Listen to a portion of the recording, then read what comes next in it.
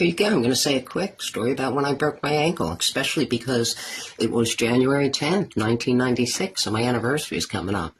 And I worked at a daycare, and there was a blizzard. School was closed for 3 days.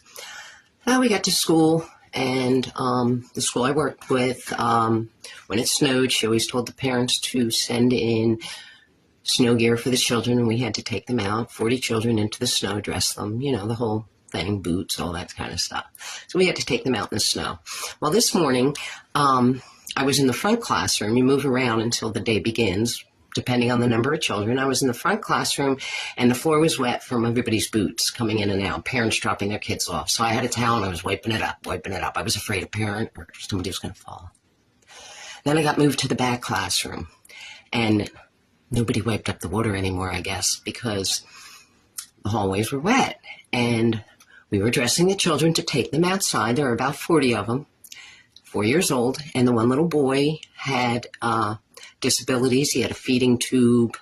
He had a lot of problems. His mother worked there, so I believe that's why the school accepted him, because we didn't accept special needs, but his mother worked there.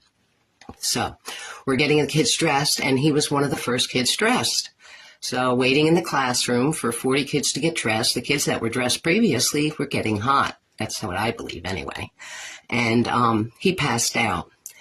The teacher that was there said, "Oh my gosh, I'm going to go get his mother." And she was putting on her snow pants, and they were halfway up her legs. And I thought, wow, she's going to fall.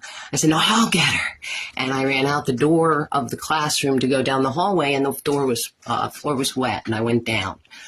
And I could tell right away my ankle was leaning to the side, and, I knew something was wrong. I ended up breaking my ankle, dislocating it, 4 screws, and a lot of other shit. But here's the thing.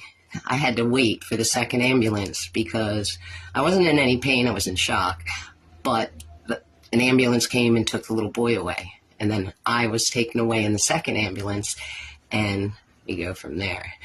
Might as well add this part too. I did get a $7,000 settlement from Workman's Comp, which I believe you're supposedly entitled to.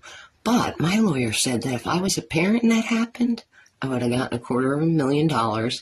So that just shows you how my life has gone. I could care less.